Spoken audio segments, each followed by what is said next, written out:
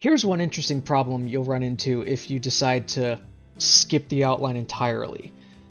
When I had started this story, it was simply a medieval fantasy adventure, but the idea was it would take place from the point of view of the monsters that get slaughtered in your quest. Those nameless mobs that are there to give you experience points and money. The first chapter would take place from the point of view of the heroes, and then the story would shift to the monsters and it would go from there. Originally, I had thought that the heroes in the overworld would be in on the joke and understand that this is a game. So they would say things like, "Ooh, a monster, I need to level up." Or, "Oh man, I'm taking too many hits, I need to buy a potion."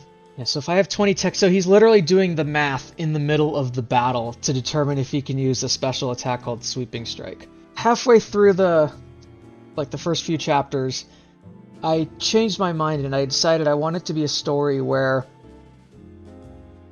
kinda like the Matrix, where the people in the Matrix don't understand that it's a game or a simulation, but the people in the real world do. Which means the monsters, they understand that they're getting sent up there to die. They kind of have an understanding of how experience points work and how gold works.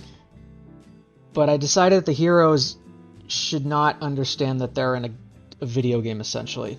The problem is, I've written a few chapters where the heroes act like they know they're in a video game, so now I have to go through all of this dialogue, and first of all, I have to get rid of "It's the second town, is there a potion shop?" because that no longer makes any sense. Like, nice crit, that's gotta go, so I'm just gonna highlight it red so that I know it needs to go. My turn, that can probably stay there.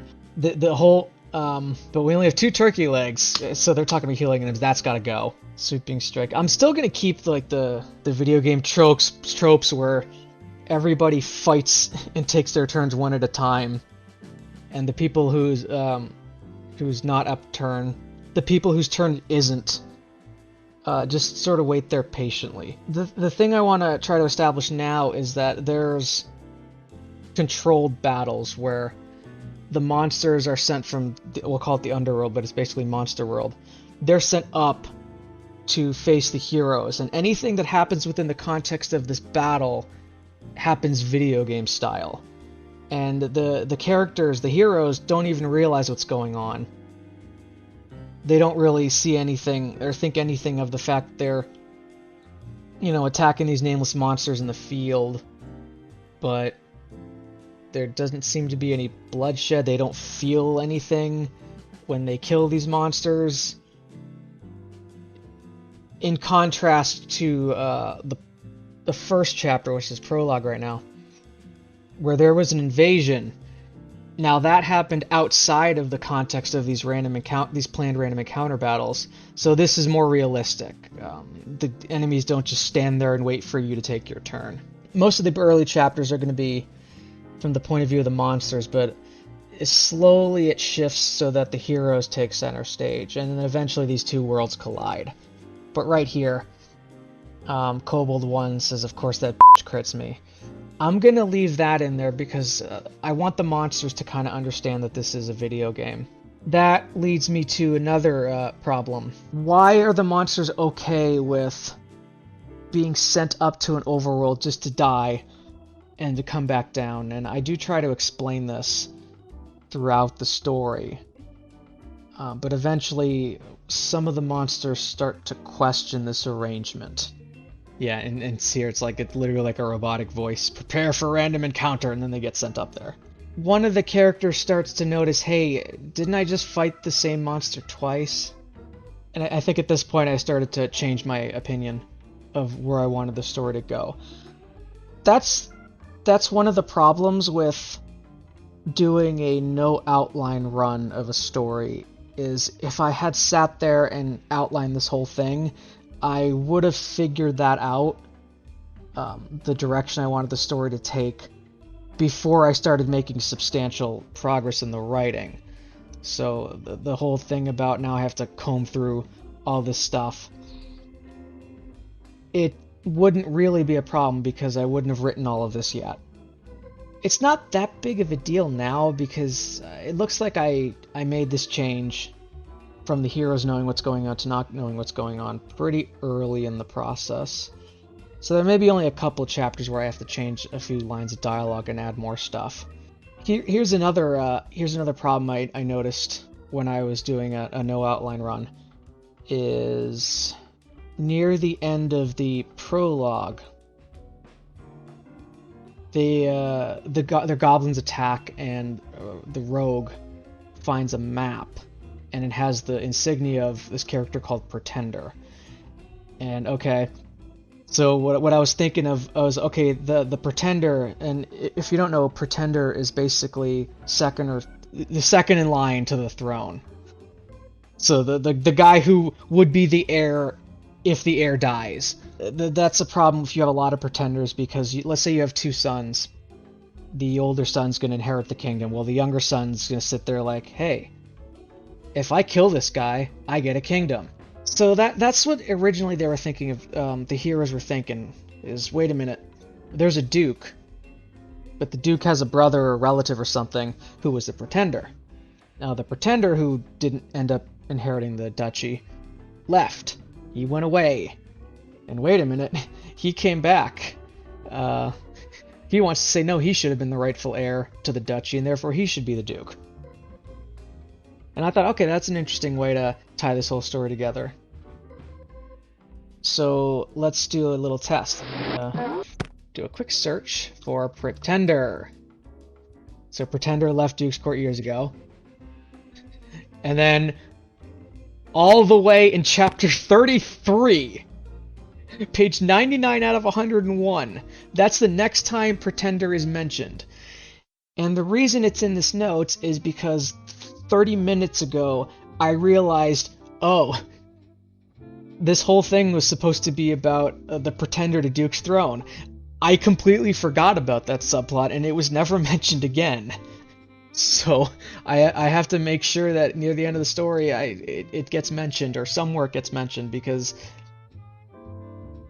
it's a plot hole. It's an unresolved plot line, and it's unresolved because I completely forgot about it. I've written a lot of stuff. So look at all of this plot and storyline that is already written by someone who completely forgot about the Pretender subplot. So I basically have to shoehorn it in here, or get rid of the Pretender mention. And actually, I might want to just get rid of the Pretender stuff, but I think I know how to add it back in. Rogue is basically supposed to be a bad guy at the start of the story. I want her to be the kind of character who starts out as, oh man, she's just a villain. But then as you get to know her, you realize she's not actually that bad of a person. To the point where you start to root for her because you realize she's actually a good person. The challenge in that is, okay, well, if I make her a bad person and make her do bad things, well, the audience is not going to like her. They're just going to want her to suffer. I'm actually going to violate one of the cardinal rules of writing. And I'm not going to show you that she is originally a bad person. I'm not going to show you that she's in line with the mafia.